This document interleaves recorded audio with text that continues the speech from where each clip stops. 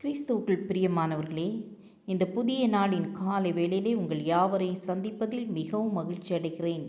இன்றைய தினம் நாம் தியானிக்க இருக்கிற வசனம் நீதிமொழிகள் 21ஆம் அதிகாரம் 30ஆம் வசனம். கர்த்தருக்கு விரோதமான ஞானமும் இல்லை, புத்தியும் இல்லை, ஆலோசனையும் இல்லை. சாலமோனின் வாரிசாக ரெகோபெயாம் புத்திசாலியாகவும் விவேகமாகவும் இருந்திருக்க வேண்டும். ஆனால் அவன் தந்தைக்கு முற்றிலும் மாறுபட்டவனாக இருந்தான். அவன் தனது அரச சபையில் மூத்த அமைச்சர்களின் ஆலோசனையை பெற்றான். ஆனால் மக்களுக்கு சேவை செய்யும் யோசனையை நிராகரித்தான். அவனுடன் வளர்ந்த இளைஞர்கள் அவனை ஆதிக்கம் செலுத்தவும், ஆணையிடவும், வழிநடத்தவும், மற்றவர்களின் ஆலோசனை கேட்காமல் இருக்கவும் அறிவுறுத்தினர். ரெகோபெயாம் முக்கியமான நேரத்தில் முதியோர் ஆலோசனையை தள்ளி முட்டாள்தனமான ஆலோசனையை தேர்ந்தெடுத்தான். அதன் விளைவு இஸ்ரவேல் தேசம் இரண்டாக பிரிந்தது. அப்சலோம் அதிகாரத்தை தேடுவதில் தாவீதையும் அவனுடைய விசுவாசிகளையும் தலைநகரான எருசலேமிலிருந்து வெளியேற்றினான். அவனுக்கு ஒரு ஆலோசகர் குழு இருந்தது. அவர்கள் முழு அதிகாரத்தை பெறவும் அவனது தந்தை தாவீதை தோற்கடிக்கவும் அறிவுறுத்தினர்.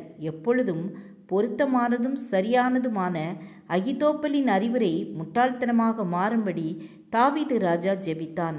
அப்சலோம் அகிதோப்பலின் அறிவுரையை நிராகரித்தான். தாவீதின் ஜெபத்தை தேவன் கேட்டார். எரேமியா 40 ஆண்டுகள் ஊழியத்தில் இருந்தார். ஆயினும் கூட நேபுகாத் நேச்சாரால் பாபிலோனுக்கு பெருமளவில் நாடு கடத்தப்பட்ட பிறகு எஞ்சியிருந்த மக்கள் எரேமியாவின் பேச்சை கேட்கவில்லை. தேவன் என்ன சொல்கிறார் என்பதை அறிய அவர்கள் விரும்பினர். ஆனால் அவர்கள் ஏற்கனவே எகிப்துக்கு செல்ல தீர்மானித்திருந்தனர். கர்த்தர் அவர்களை தடை செய்த போதும் அவர்கள் எகிப்துக்கு சென்றார்கள். ஆம், எரேமியாவின் ஆலோசனை நிராகரிக்கப்பட்டது. ஆம், எனக்கு அன்பானவர்களே, பாவிகளின் ஆலோசனை தாராளமாக கிடைக்கிறது.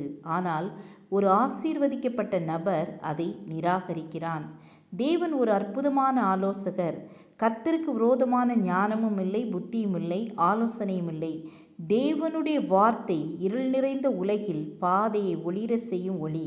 உம்முடைய வசனம் என் கால்களுக்கு தீபம், என் பாதைக்கு வெளிச்சமாயிருக்கிறது. ஆகவே நாம் வேத வசனங்களை கற்றறிந்து அதன் வழியில் நடப்போம்.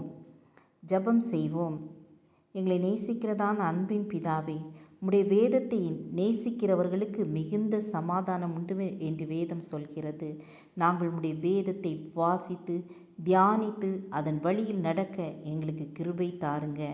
எங்கள் ஒவ்வொருவரையும் உம்முடைய பாதையில் வழிநடத்துங்க. இயேசுவின் நாமத்தில் பிதாவே, ஆமேன், ஆமேன். God bless you.